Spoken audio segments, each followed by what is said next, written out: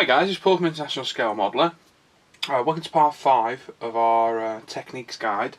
This is where you left off in part 4.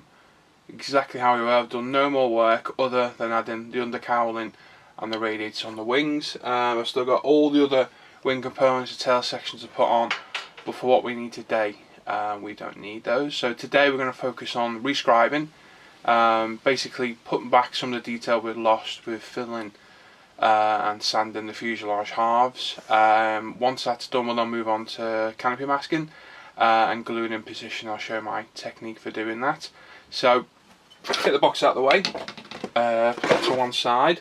So like I say, with filling and sanding the actual fuselage halves top and bottom, which are all perfectly flush now, there's no step there or gap or whatsoever now, you do tend to lose a bit of the detail work. So if I zoom in a little bit, you'll be able to see.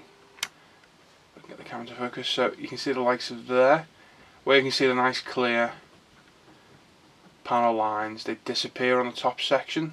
There you go. So we need to put those back basically. And although that looks like there's a gap there, there isn't. It's perfectly smooth. Other parts, you'll notice things collect. Got a little bit of excess filler just under the exhaust. Water housing, I suppose, just there. So again, we can remove that using various tools. Quite a good kit really, because you don't lose much detail at all because it all fits together so well. A little bit of re-scribing there, so just a few parts to do, so not too bad at all. You will come across kits that need a massive amount of work, and that will really try your patience. Re-scribing for me, I still find it an absolute nightmare. I hate doing it, and if it's going to be something I'll muck up, it's something I'll muck up. But it's just one of those things, it's got to be done, and the best way to do it is just get in there and have a go. Having the right tool helps immensely. For me, the main tools are scribing templates. So these are Verlinden, these are a 1/48, that's a 1/72. Did come in a set, but I can't find the others at the minute. They're knocking about somewhere, I don't know where. But the 1/48 come in a set of 4. That's the one I use all the time. As you can see by the shape of it, that's the one I use on the fuselage, because it bends perfectly. So various shapes on there. You got squares, rectangles, half round rectangle shapes, as we call them, circles, some real detailed parts there. So it gives you every option for every single shape. Rectangles, bends, circles. It just really is a very useful set of templates. I can't remember the exact cost. I've got a feeling it's around the £15 mark. I've had this about 3 years now, so I'm not 100% sure on the current cost, but absolutely superb for doing work like this on. Very, very handy. Like I said, it does take a little bit of used to, but once you get used to it, you start getting better. This is a 1/72 one. I have got the full set of this. It's virtually the same as this one, just in a smaller scale, obviously. But I can't currently find it, unfortunately, so it's not in the video. Put those to one side. Tools, various tools you can use for re-scribing. I've got my favourite one, which to be honest I didn't put in. I'll pop that in now, which is that one. But there are several ways of doing it. You got the old pin vise. I've got 2 different ones. You can put an old needle in there and use that. So you put it in, clamp it up as you would a drill bit, and you can use that to scribe your panel lines. I don't like doing that. I find it very scratchy. I find the needle scratches along the surface rather than actually re-scribing it, so it's not something I tend to use. Bit more of a brutal tool is the old reamer.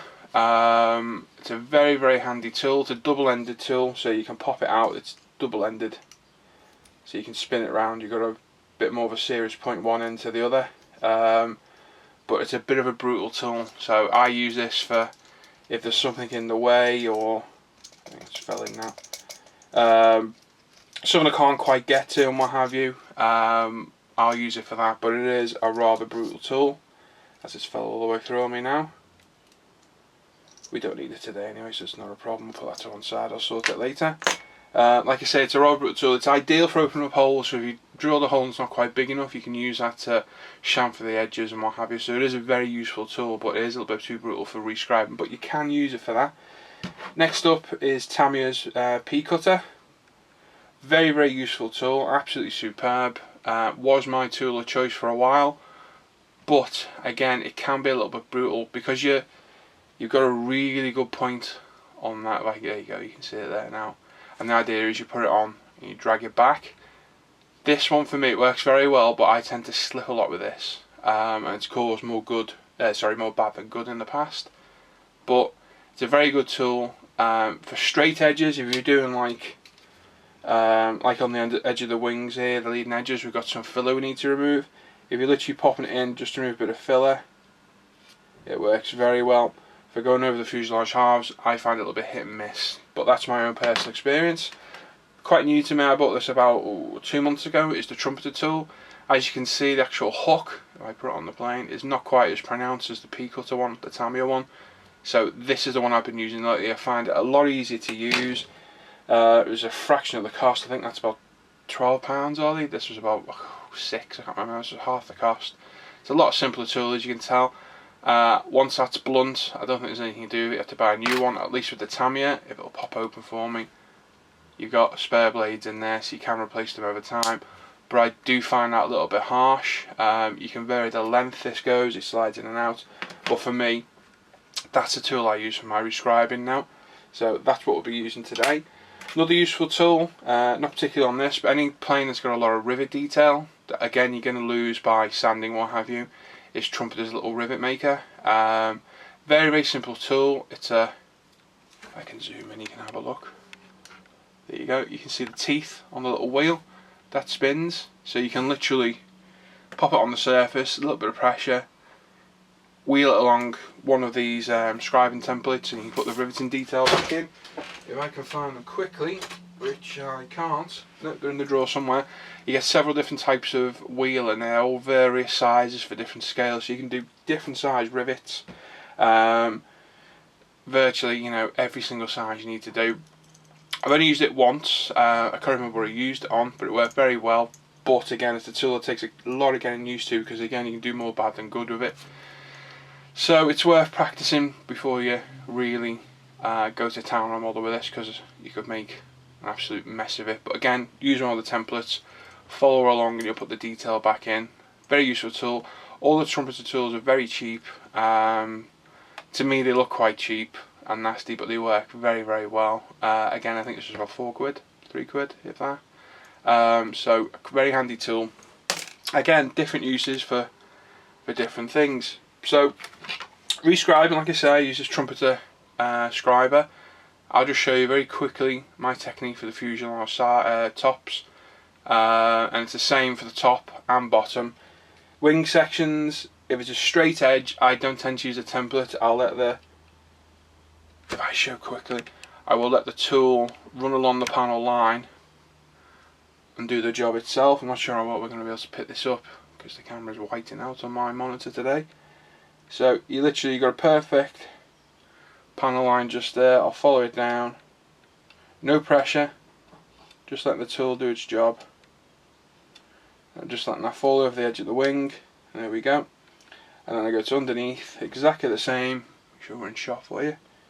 So you can see a bit of filler in there, which is now gone. And just for a couple of passes. There we go. And what you can do, if you're not quite happy with that, and it's not quite enough detail in there, raise the angle of the plane a little bit, and again, just following that panel line you've just done, you just slowly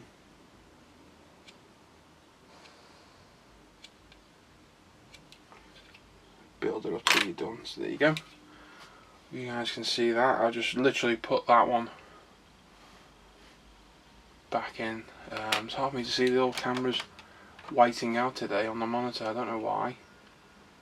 But there you go, I just put that detail back in there. That goes all the way around and underneath. So that's how I do the leading edges. I just literally use the panel line that's there, because nothing's been destroyed and you're just following it. Very lightly pull the pass over, just like so. You can follow all the way along, and it's great for removing the filler, any dust that's got in there, etc. Just going to look a little bit of fill in one of these wings. I'm hoping there is some somewhere. there you go, there's a little bit. So as we can see there, just in front of the landing gear, just there, that panel's got a bit of filler in it, so we can literally, if I can keep you in shot, find the panel line, follow it along,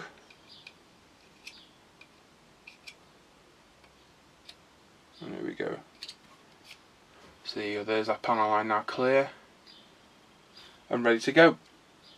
So again, another one just there, almost the same place. So you're just finding the existing panel line. No pressure, I'm not digging into this, and literally multiple passes will do the work. I've got a little bit there as well.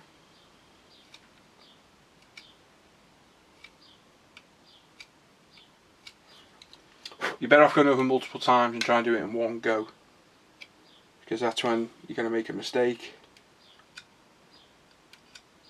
Because once you slip and gouge that plastic, it looks awful. So it's just a case of take it slowly, multiple passes. Just missed myself now, see, everybody misses. If you want to be really careful, you could use a template. I find it hinders more than anything. With the likes of this, because it's a bit more aggressive, I find it just removes too much plastic in one go for me. So that's why I switched to this little trumpeter tool. But basically that's how I do the straight edges, the wing leading edges and what have you. Very simple, and that's those done. So what we'll do now is we'll zoom out a little bit. There we go. And I'm going to try and get this on camera and not muck it up whilst you guys are watching. There we go. So I'm going to put that there. Hopefully I can get in enough to see it without blocking the camera view of my head.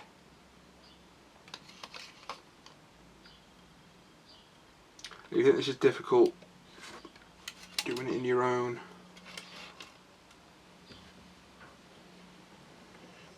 view as such, try doing it when you're doing it on camera. So there we go, same as before. We're finding the existing panel line and we're literally adding to it. So as you can see, it's started to very lightly, just on there we are, put that detail back in. So it's not as deep as the others just yet, but multiple passes is what we want. So you're trying to find both existing panel lines, marry up the template to it,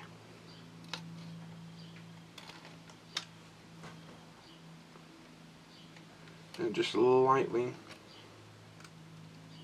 follow it over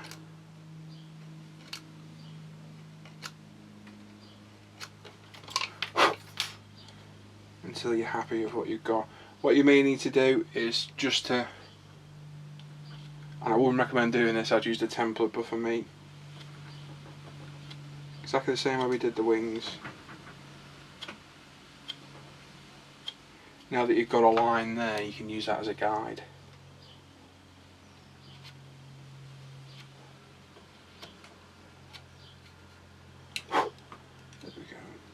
It's not perfect by any means. It's quite hard to do on camera because I can't get in close like I normally do.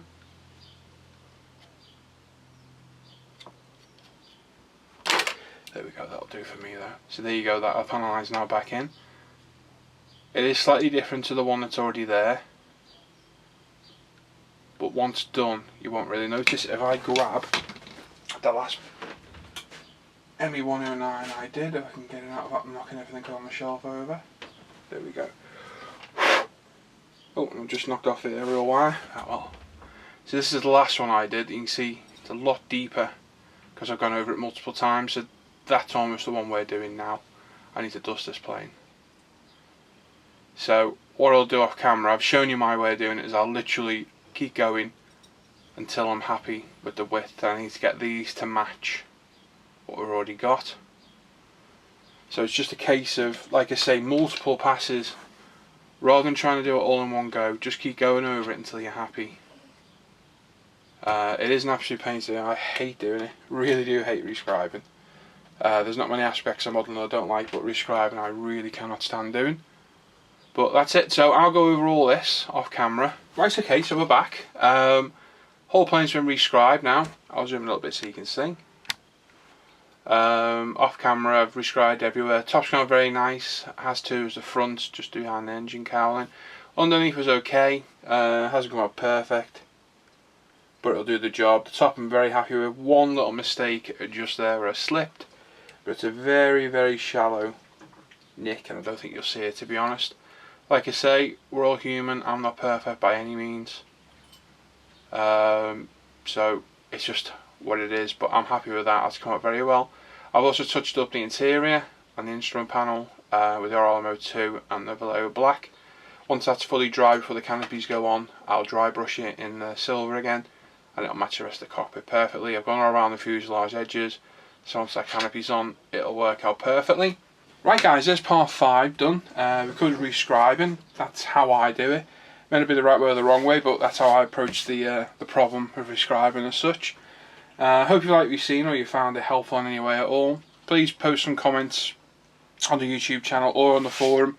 Any suggestions or anything you want to see, or anything you want clarifying or what have you.